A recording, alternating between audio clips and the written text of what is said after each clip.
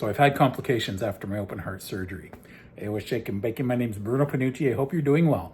So 6 weeks after my open heart surgery, I had an appointment with my cardiologist because 5 weeks into the recovery after my open heart surgery, my chest scar got infected. So I'm making this video very last minute. In fact, the video is coming out a little bit late today. So what happened was I recovered fine from the surgery. My arm healed fine from the stitches from when they took the artery out of my arm. My leg is healing fine. It's just a little bit behind. It's got a couple scabs on the scar. It's about 1.5 foot long scar, and that's healing fine. But the scar on my chest was doing great for the first few weeks. And this home nursing care that I've had to deal with has been a bit of a joke. The nurses were good when they were here, but it was difficult for them to be here every day. I guess they're really short-staffed. I don't blame the nurses. It's just the unfortunate world we're living in right now. There's staff shortages everywhere because so many people retired so early over the silliness of the last few years. So what happened is they were supposed to come every day. They came every second day. And on top of that, they didn't come every second day. Even though they said they were going to come every second day, they came basically when they could. So sometimes I went 3 or 4 days between them cleaning my scars. Unfortunately, the scar in my chest didn't heal as good, and the top of it opened up. I hope this isn't too distracting for you. I just wanted to have something in the background because I didn't have time to set everything up. So I just have my TV in the background. But anyway, it opened up to about the size of my thumbnail here. And it became an open hole where you could like go in and touch my sternum if you wanted to. And then the scar itself was infected from here, probably about halfway down. So I was managing the infection okay. After a few days, I was like, yeah, this isn't going away. Even though I was cleaning it and replacing the bandages every day myself when nurses weren't coming here, I was using this sort of an iodine solution. I wasn't on antibiotics. And so this got worse and worse. After about a week of it, I went to the cardiologist and they wanted to book me in right then and there because they're like, you need surgery. We have to reopen this. And we're probably going to have to talk to a cosmetic surgeon about what we're going to do about closing it. And so I was like, well, I can't. I literally can't do that right now. I have a dog at home. I have appointments today. There's no way. I have nothing set up for being here. So either way, I made arrangements to come by as soon as possible, which was the next day. They were not scheduled or coordinated very well between departments. Most of the people in every department were great, especially the nurses. But what happened was they were supposed to set me up for a CT scan right away because they wanted to make sure my heart was, nothing else was infected, that the infection didn't spread out or deep. So I should have mentioned this in the beginning. For many of you who don't know, I turned to a carnivore diet after my open heart, after my open heart. I turned to a carnivore diet after my heart attack at the end of 2015. So I went low carb. It took me a while to get to strict carnivore. And by 2021, I became very strict. So for 3.5 years, I've been on a strict carnivore diet. I've lost a lot of weight doing it. I still have more to go. But regardless, here I am now. I just had open heart surgery 9 years after my stents were put in after my heart attack. And there was more damage, so they had to do surgery. So the recovery was going great overall, except for this got worse and worse after about week 4.5 or so. So sorry about that. So as this was healing and it started to go bad, that's why I got into talk to the surgeon. So I got there and they didn't have the CT scan booked. The doctor didn't put any sort of pressure on the CT department to get me through. So I was there for the whole day into the next day before they got a CT scan for me, which was pretty ridiculous. I could have been out in a day, and I was there for 3 days. And I just got out today, and it was a real mess trying to get out of there. So this is just the way it works in Ontario. The healthcare system's very broken. It's nice when you need triage, but the departments don't function, or I should say they function well, each one individually, but there's not much communication between departments. So the left hand doesn't know what the right hand is doing. And so I finally got a doctor who did a exam, or she looked at my chest and said, yeah, okay, so this is what we're going to do. And they basically cut around the hole and cut down into as far as they needed to.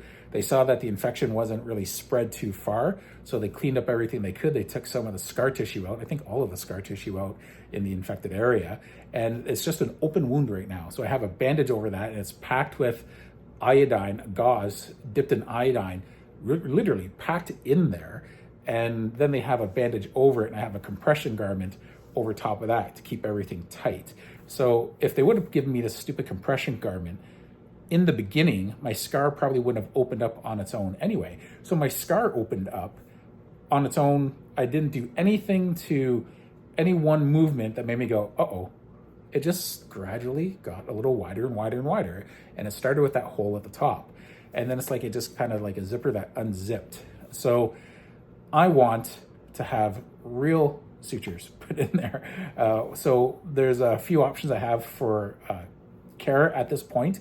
But right now, what they're going to do is, or right now what they are doing is they're just keeping it covered up. I just got that done today or yesterday. And then they had to, what was I waiting on at the hospital? After that was done, I was on antibiotics, and then they had to figure out a course for me to go on once I got home. And so after some time, I'm going to be put on, it's a pump, and basically they take my incision in my chest and they pack it with this sort of, it's like a foam. I guess it's not a foam, but it's like a foam.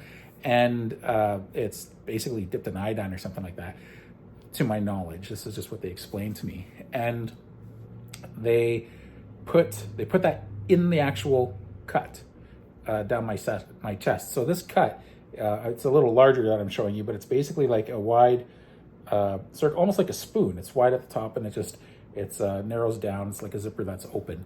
And so it's probably like this wide going up my chest. And then, yeah. So anyway, what they're doing is they're going to put this vacuum compression on it.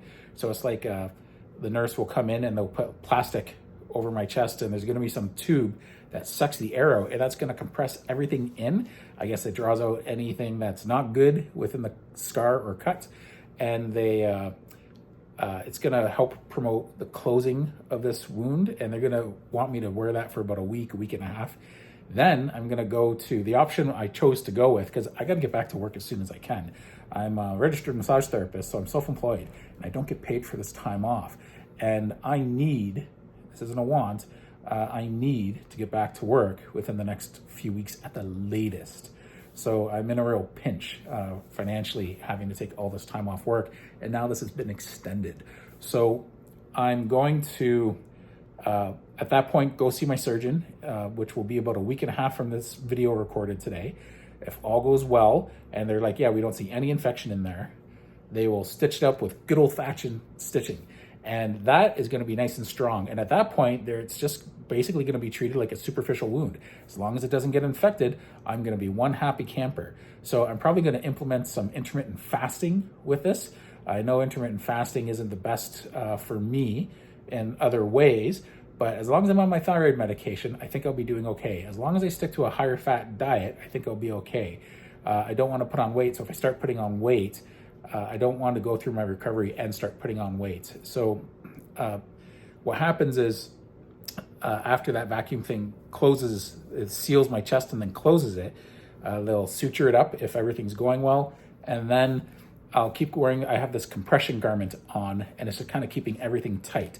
If they would have given me that the first time around, I probably wouldn't be in this predicament, because the scar probably never would have opened. So I'm kind of frustrated that they didn't just give me that. It's literally just a band held together by Velcro that wraps around my body, and it keeps everything compressed. So if I have to move a particular way, I don't have to worry about any pressure on the scarring. Or the stitches. And now at this point, the stitches are going to be a better quality stitches. This is going to be the fastest way to get back to my life, because with the vacuum pump, apparently it's a great way for healing, but it takes months. So I can't have that. So it's going to be inconvenient enough traveling to work. It's going to be inconvenient enough traveling to work with this issue and working with this issue as soon as I can get back to work.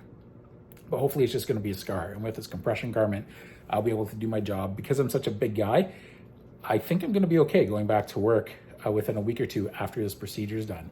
The big thing is just making sure there's no infection. So I got to make sure I coordinate well with whatever home nursing I have to make sure that they keep it clean, and that any signs of infection, they do something. Now I'm on 3 weeks of antibiotics, so they're tackling it that way, and they want to see if there's any bacteria that is in there to put me on a very specific antibiotic as well. So they did a culture, and I guess that takes a few weeks or a week or so. I think it's 5 days, my mistake. It's 5 days before they can figure that out. So anyway, this is my update on where I am. Of course, I've been doing strict carnivore all the way through this. And sorry this video is not as polished as they normally are. I hope everyone out there is doing well. Hopefully this complication doesn't get more serious. So far, it looks good, and they're looking at it like a deep but superficial wound. So hopefully everything closes nicely and it doesn't get infected. So I'm gonna see what I can do to go a step further with any creams or anything to help keep any infection at bay, because I can't go through this again. I can't take more time off work. It's just not an option. Ooh, beautiful background. So anyway, thanks a lot.